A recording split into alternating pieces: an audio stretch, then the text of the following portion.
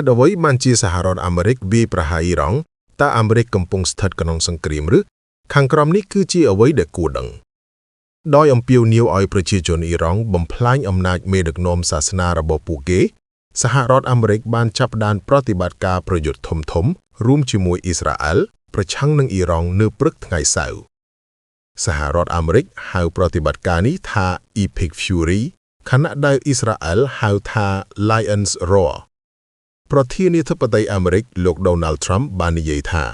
មេដឹកនាំកំពូលរបស់អ៊ីរ៉ង់លោក Ali Khamenei ត្រូវបានសម្លាប់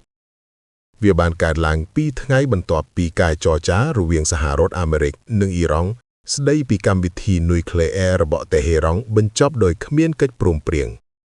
អ៊ីរ៉ង់បានបើកការវាយតបតាមតំបន់មជ្ឈមបូព៌ាទាំងមូលដើម្បីសងសឹកចំពោះអ្វីដែលរដ្ឋមន្ត្រីការបរទេសរបស់ខ្លួនហៅថាជាការវាយប្រហារដោយគ្មានហេតុផលនិងខុសច្បាប់ពីសហរដ្ឋអាមេរិកនិងអ៊ីស្រាអែលខាងក្រោមនេះគឺជាព័ត៌មានដែលយើងដឹងមកដល់ពេលនេះហេតុអ្វីបានជាសហរដ្ឋអាមេរិកវាយប្រហារអ៊ីរ៉ង់បន្ទាប់ពីមានសេចក្តីរាយការណ៍អំពីសម្លេងផ្ទុះនៅទីក្រុងតេហេរ៉ង់រាជធានីអ៊ីរ៉ង់នៅថ្ងៃស្អែកលោក Trump បានបង្ហោះសារនៅលើបណ្ដាញសង្គមដោយចោទប្រកាន់រដ្ឋាភិបាលអ៊ីរ៉ង់ថាកំពុងដឹកនាំយុទ្ធនាការបង្ហូរឈាមនិងសម្លាប់មនុស្សជាប្រព័ន្ធដែលមិនចេះបញ្ចប់ប្រឆាំងនឹងសហរដ្ឋអាមេរិក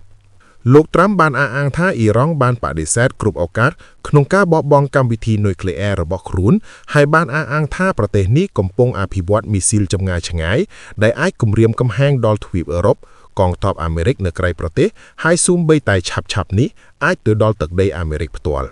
លោកក៏បានលើកឡើងពីព្រឹត្តិការណ៍កាន់កាប់ស្ថានទូតអាមេរិកនៅទីក្រុងតេហេរ៉ង់ឆ្នាំ1979ដែលធ្វើឲ្យជនជាតិអាមេរិករាប់សិបនាក់ត្រូវបានចាប់ជាចំណាប់ខ្លាំងរយៈពេល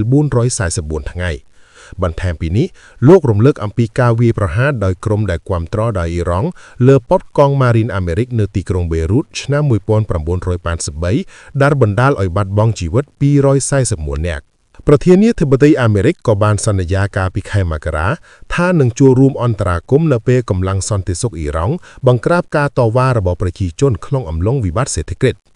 កាលពីខែមករាឆ្នាំមុនសហរដ្ឋអាមេរិកបានទម្លាក់គ្រាប់បែកលើមូលដ្ឋាននុយក្លេអ៊ែរ3កន្លែងនៅអ៊ីរ៉ង់លោក Trump បាននិយាយថាប្រតិបត្តិការ Midnight Hammer របស់អាមេរិកបានបំផ្លាញទាំងស្រុងកម្មវិធីនុយក្លេអ៊ែររបស់អ៊ីរ៉ង់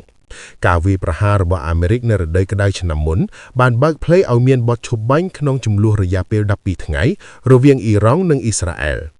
អ៊ីស្រាអែលបានបើកការវាយប្រហារតាមអាកាសលើគោលដៅនុយក្លេអ៊ែរយោធានិងហេដ្ឋារចនាសម្ព័ន្ធរបស់អ៊ីរ៉ង់ខណៈដែលអ៊ីរ៉ង់បានឆ្លើយតបដោយបាញ់រ៉ុកែតនិងដ្រូនរាប់រយគ្រាប់ទៅលើអ៊ីស្រាអែលតើមេដឹកនាំកំពូលរបស់អ៊ីរ៉ង់បាត់បង់ជីវិតមែនទេលោក Trump បានប្រកាសនៅលើបណ្ដាញសង្គមថាមេដឹកនាំកំពូលអាយ៉ាតូឡោះ Ali Khamenei បានទទួលមរណភាពហើយបានពិពណ៌នាគាត់ថាជាមនុស្សអាក្រក់បំផុតម្នាក់ក្នុងប្រវត្តិសាស្ត្រទូរទស្សន៍រដ្ឋអ៊ីរ៉ង់ក្រោយមកបានបញ្ជាក់ពីការបាត់បង់ជីវិតរបស់លោក Khamenei អាយុ86ឆ្នាំដែលបានដឹកនាំប្រទេសតាំងពីឆ្នាំ1989មកប្រភពសម្ងាត់ផ្នែកចារកម្មនិងប្រភពយោធាមួយបានប្រាប់ CBS ដែលជាដៃគូរបស់ BBC នៅសហរដ្ឋអាមេរិកថាមន្ត្រីអ៊ីរ៉ង់ប្រហែល40នាក់ក៏ត្រូវបានបាត់បង់ជីវិតក្នុងការវាយប្រហារនេះផងដែរក្រុម BBC Verify បានទទួលរូបភាព Skyronet ដែលថតលើទីក្រុងតេហេរ៉ង់បង្ហាញពីការខូចខាតយ៉ាងច្រើនលើផ្នែកមួយនៃការិយាល័យរបស់លោក Khamenei នៅរដ្ឋធានីអ៊ីរ៉ង់ការសហរដ្ឋអាមេរិកកំពុងស្ថិតក្នុងសង្គ្រាមឬក្នុងវីដេអូប្រកាសរបស់លោក Trump លោកបានពិពណ៌នាការវាយប្រហាររួមរវាងអាមេរិកនិងអ៊ីស្រាអែលលើអ៊ីរ៉ង់ថាជាប្រតិបត្តិការប្រយុទ្ធខ្នាតធំតាមរដ្ឋធម្មនុញ្ញអាមេរិកមាត្រា1សហភាពមានអំណាចក្នុងការប្រកាសសង្គ្រាមជាផ្លូវការប៉ុន្តែមិនទាន់បានធ្វើដូច្នេះទេទោះជាយ៉ាងណារដ្ឋធម្មនុញ្ញក៏ផ្ដល់អំណាចទូលំទូលាយដល់ប្រធានាធិបតីក្នុងការចូលរួមសកម្មភាពយោធាតំបន់ច្បាប់មិនច្បាស់លាស់នេះបានក្លាយជាប្រធានបទជជែកដេញដោលខ្លាំងនៅទីក្រុង Washington ពេលថ្មីនេះ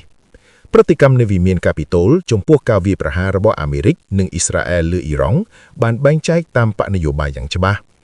គណៈបកសាធារណរដ្ឋដែលបច្ចុប្បន្នកាន់កាប់ទាំងពីរបន្ទប់សភាភាគច្រើនគាំទ្រការវាយប្រហារសមាជិកព្រឹទ្ធសភារដ្ឋ Kentucky លោក Lindsey Graham ដែលបានអំពាវនាវអស់រយៈពេលយូរឲ្យអាមេរិកវាយអ៊ីរ៉ង់បានសរសេរលើបណ្ដាញ X ថា ប្រតិបត្តិការនេះគឺចាំបាច់និងមានហេតុផលត្រឹមត្រូវយូរមកហើយប្រធានសភាតំណាងរាស្ត្រលោក Mike Johnson គណៈបក្សសាធារណរដ្ឋបាននិយាយថារដ្ឋបាលត្រាំបានជូនដំណឹងដល់ក្រុម8នាក់ដែលជាក្រុមមេដឹកនាំសភាពីរបកមុនពេលវាយប្រហារ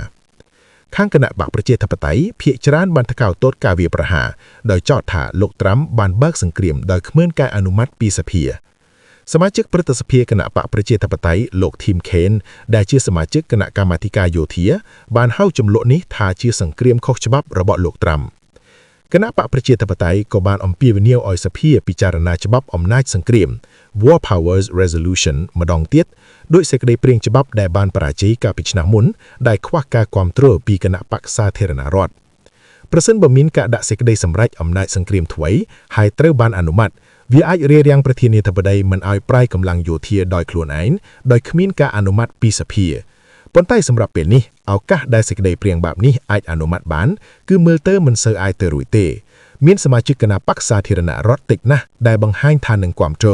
មានតែសមាជិកសភា Thomas Massie និងសមាជិកសភា Rand Paul ប៉ុណ្ណោះដែលបានបង្ហាញការគាំទ្រ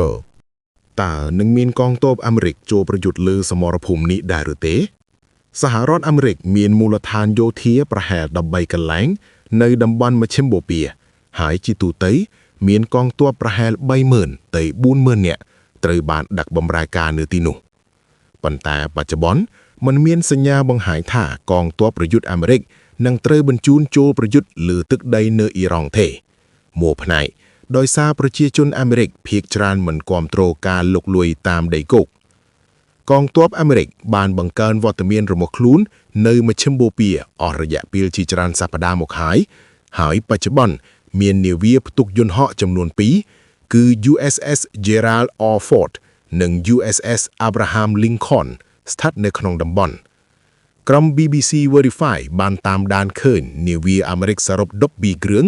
នៅមជ្ឈិមបូព៌ានិងយន្តហោះយោធាច្រើនគ្រឿងរួមមានយន្តហោះប្រយុទ្ធ F-35 និង F-22 យន្តហោះបំពេញប្រេងក្នុងអាកាសនិងយន្តហោះស៊ើបអង្កេតទោះជាយ៉ាងណាសកម្មភាពយោធារបស់អាមេរិកមកដល់ពេលនេះគឺមានតែការវាយប្រហារតាមអាកាសប៉ុណ្ណោះតើអ៊ីរ៉ង់មានសមត្ថភាពវាយប្រហារសហរដ្ឋអាមេរិកដែរឬទេរបបអ៊ីរ៉ង់តែងតែបដិសេធថាខ្លួនមិនចង់មានអាវុធនុយក្លេអ៊ែរទេប៉ុន្តែតាមការបញ្ជាក់របស់អ្នកនិពន្ធព័ត៌មានអន្តរជាតិរបស់ BBC លោក Jeremy Bowen អ៊ីរ៉ង់បានបន្ថែមកម្រិតសារធាតុអ៊ុយរ៉ាញ៉ូមដល់កម្រិតដែលមិនមានការប្រើប្រាស់សម្រាប់កម្មវិធីថាមពលនុយក្លេអ៊ែរស៊ីវិលឡើយ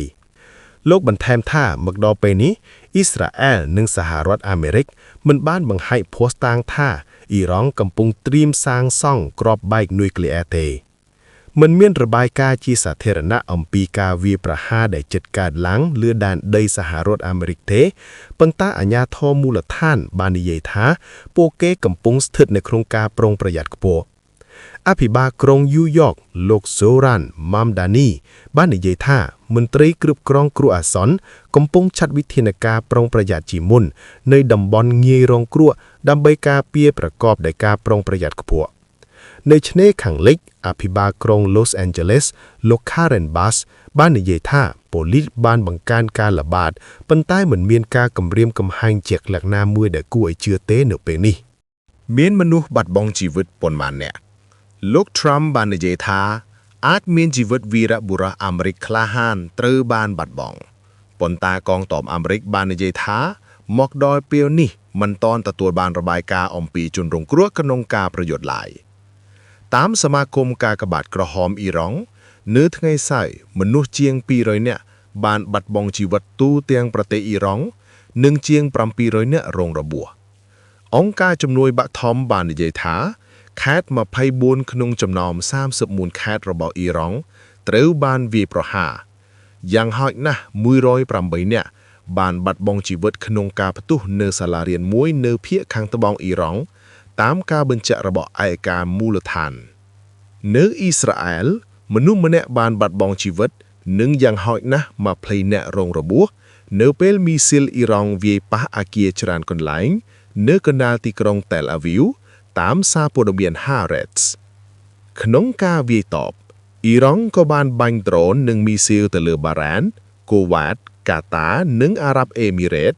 ដែលទាំងអស់មានវត្តមានយោធាអាមេរិកសារព័ត៌មានរដ្ឋអារ៉ាប់អេមីរ៉េតបានរាយការណ៍ថាមនុស្សម្នាក់បានបាត់បង់ជីវិតនៅទីក្រុងអាប៊ូដាប៊ីលោក Trump បានព្រមានថាការទម្លាក់គ្រាប់បែកនឹងបន្តពេញមួយសប្តាហ៍ដូច្នេះចំនួនអ្នកបាត់បង់ជីវិតអាចនឹងកើនឡើងបន្ថែមទៀត